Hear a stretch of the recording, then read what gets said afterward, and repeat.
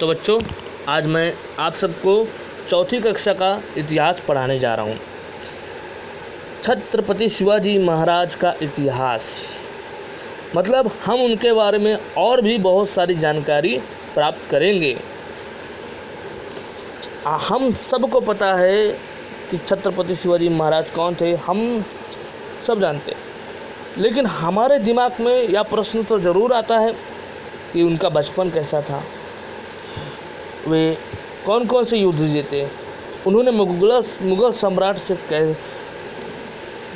कैसे पराजित किया, और उन्होंने स्वराज्य की स्थापना कब की और कैसे की। यह सारे प्रश्न हमारे दिमाग में आते हैं। तो बच्चों, आज मैं आप सबको छत्रपति शिवाजी महाराज का इतिहास का पहला चैप्टर, पहला पाठ आप सबको पढ़ाने जा रहा हूँ, जो कि शिवाजी महाराज के जन्म के पूर्व का महाराष्ट्र के बारे में।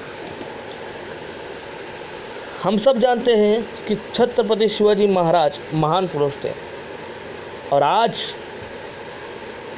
भी हम प्रति वर्ष उनकी जयंती बड़ी धूमधाम और सम्मान के साथ मनाते हैं। बच्चों, तुम सब तो उस दिन प्रसन्न रहते हो, उनके सुंदर सुंदर गीत गाते हो, उनका यशगान करते हो, और उनकी प्रतिमा को पुष्पहार अर्पित करते हो, और बड़े उत्साह से शिवाजी महाराज की जय बोलकर उनके नाम की जय जयकार करते हो।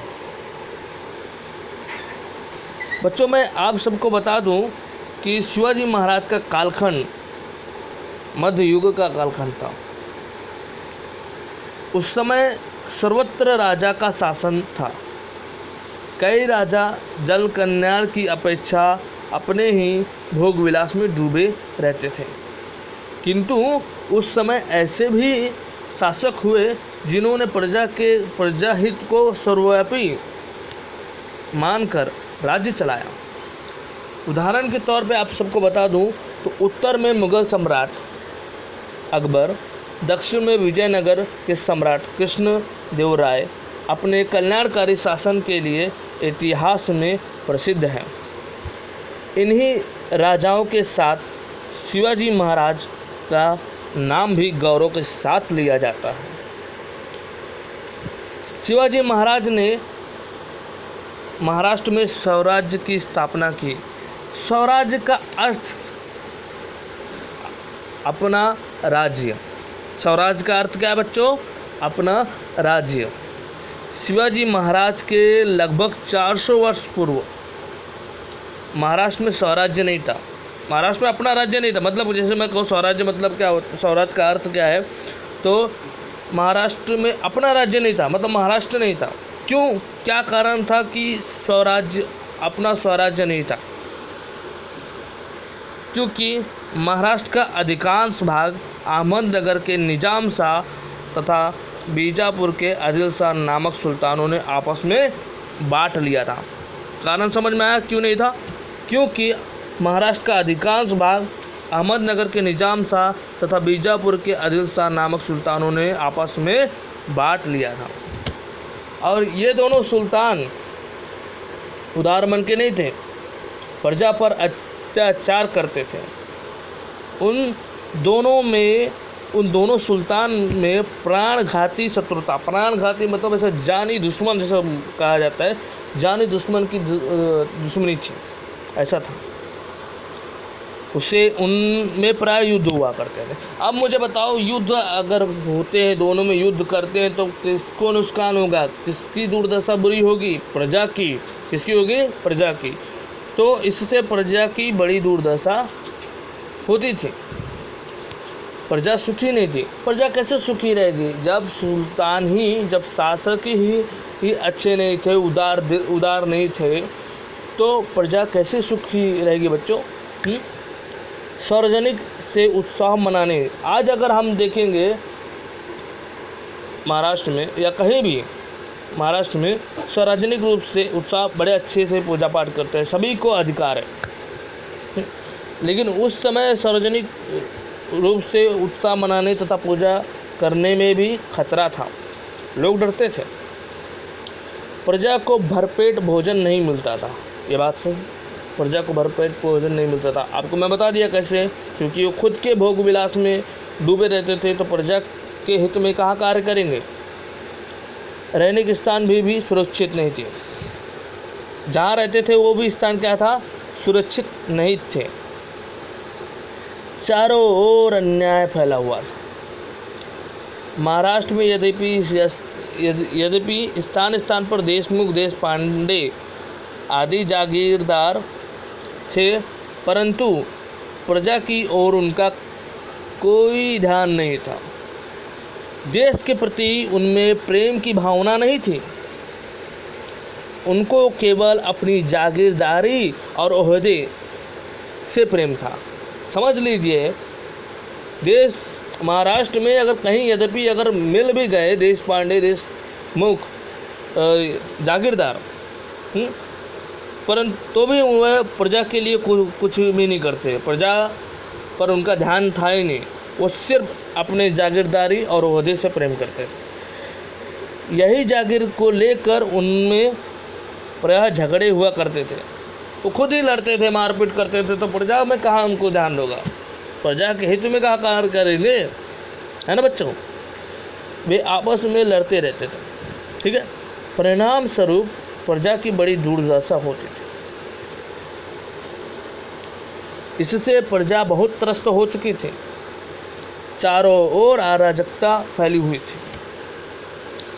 शिवाजी महाराज ने यह सब देखा, देखो हाँ, शिवाजी महाराज ने यह सब देखा और उन्होंने प्रजा को सुखी बनाने के उद्देश्य से स्वराज्य स्थापना का पावन कार्य अपने हाथों में लिया। उन्होंने कहा कि अब मैं प्रजा को सुखी बनाने के उद्देश्य से स्वराज की स्थापना करूंगा और इस स्वराज की स्थापना करने का पावन कार्य अपने हाथों में लिया। झगड़ालू जागीरदारों को वे सही रास्ते पर ले आए। स्वराज्य प्राप्ति के लिए उन्होंने उनका उचित उपयोग करवा लिया। प्रजा पर अत्याचार करने वाली सत्ताओं से भी शिवाजी महाराज ने संघर्ष किया, अत्याचारी शासकों को पराजित किया। उन्होंने न्यायपूर्ण हिंदवी स्वराज की स्थापना की। अब हिंदवी स्वराज का अर्थ क्या है बच्चों, यह हम आगे पढ़ेंगे आगे तक। यह स्वराज्य सभी जातियों और धर्म के लोगों के लिए था। देखिए, शिवाजी महाराज के शासनकाल में, कालखंड में यह स्थापना हुई थी, स्वराज की स्थापना हुई थी। यह स्वराज सभी जातियों और धर्मों के लोगों के लिए था। स्वराज्य में किसी प्रकार का भेदभाव नहीं था। शिवाजी महाराज ने अपने स्वराज्य में हिंदू और मुसलमानों से भी का कोई भेदभाव नहीं था। सुनिए, शिवाजी महाराज ने अपने स्वराज्य में हिंदू और मुसलमानों में किसी प्रकार का भेदभाव नहीं किया। उन्होंने सभी धर्मों के साधु संतों का सम्मान किया। शिवाजी महाराज के महान कार्य देखकर हमें प्रेरणा तथा स्फूर्ति मिलती है। सोचिए, इनके महान कार्य को, अभी मैं इनके बारे में पढ़ रहा हूँ तो हमें भी ऐसा लगता है कि हमें भी कुछ महान कार्य करना चाहिए। होता है, इतिहास अगर आप पढ़ते हैं शिवाजी महाराज के, तो आपको भी ऐसा लगता है कि हाँ, हमारा दिल भी ऐसा होता है कि हमें भी कुछ महान कार्य करना चाहिए। बच्चों, प्रेरणा मिलती है, इनके महान कार्य को हम पढ़ते हैं, हमें ऐसे प्रतीत होता है कि हमें भी कुछ महान कार्य करना चाहिए और स्फूर्ति मिलती है। स्फूर्ति मतलब ताकत आती है एकदम, मतलब हमें भी कुछ कार्य, बहुत अच्छा कार्य करना चाहिए। शिवाजी महाराज के महान कार्य देखकर हमें प्रेरणा तथा स्फूर्ति मिलती है। तो बच्चों, आपको एक और बात बताना था कि शिवाजी महाराज से लगभग 300-400 वर्ष पूर्व की बात है, पूर्व महाराष्ट्र में अनेक संत हुए। शिवाजी महाराज ने उनके कार्यों का स्वराज्य स्थापना के लिए उपयोग में किया और उन कार्यों को बच्चों हम अगले पाठ में पढ़ेंगे। तो बच्चों आज आप सब ने देखा कि शिवाजी महाराज जन्म के पूर्व का महाराष्ट्र कैसा था। देखे ना, 2 सुल्तान थे, महाराष्ट्र में अपना स्वराज्य नहीं था। शिवाजी महाराज की वजह से शिवाजी महाराज ने स्वराज की स्थापना की, अपना स्वराज्य बनाया उन्होंने। और महाराष्ट्र में राजा तो थे, कई राजा थे, लेकिन वे भोग विलास में, अपने ही भोग विलास में डूबे रहते थे। ऐसे कई राजा भी हुए जिन्होंने प्रजा के हित में कल्याणकारी कार्य किए। जैसे कि मैं कहूँगा आप सभी को ये कहूँगा कि उदाहरण के तौर पर आप सबको बताऊं तो उत्तर में सम्राट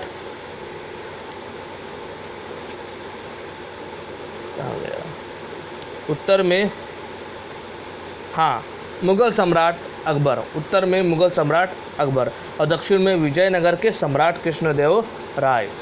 ये 2 राजा ऐसे थे जो जनता के हित में यानी प्रजा के हित में कार्य करते थे, प्रजा को खुश रखते थे। इनके राज्य में प्रजा बहुत खुशी रहती थी और इन्होंने बहुत सारे जनहित में कार्य किया है, जनता के हित में कार्य किया है। इन्हीं के साथ हमारे छत्रपति शिवाजी महाराज का नाम भी गौरव से लिया जाता है। ठीक है, छत्रपति शिवाजी महाराज ने स्वराज की स्थापना की। उन्होंने झगड़ालू जागीरदारों को सही रास्ते पर ले आए। छत्रपति शिवाजी महाराज ने मुग़ल शासक को पराजित किया और हिंदवी स्वराज की स्थापना की। हिंदवी स्वराज्य में सभी जातियों और धर्मों को समावेश था। छत्रपति शिवाजी महाराज के शासन में हिंदुओं और मुसलमानों का भेदभाव नहीं था, ऐसा कुछ भी नहीं था ना, सब एक साथ रहते थे, सब अच्छे से रहते। और शिवाजी महाराज ने धर्मों के साधु संतों का भी सम्मान किया, सभी धर्म के साधु संतों का सम्मान करते थे शिवाजी महाराज। सोचिए ना, इतने महान महाराजा, इतने महान छत्रपति शिवाजी महाराज महाराष्ट्र के भूमि पर जन्म लिए। बहुत बहुत गर्व की बात है, हमें गर्व करना चाहिए कि हम सब महाराष्ट्र में हैं, महाराष्ट्र में रहते हैं। ठीक है बच्चों, तो आज के लिए बस इतना ही। आगे हम अगला पाठ हम पढ़ेंगे जो कि संतों के बारे में है। संतों के महाराष्ट्र में जितने भी संत हुए उनके बारे में बताया गया है। तो अगला पाठ हम आगे पढ़ेंगे। ठीक है।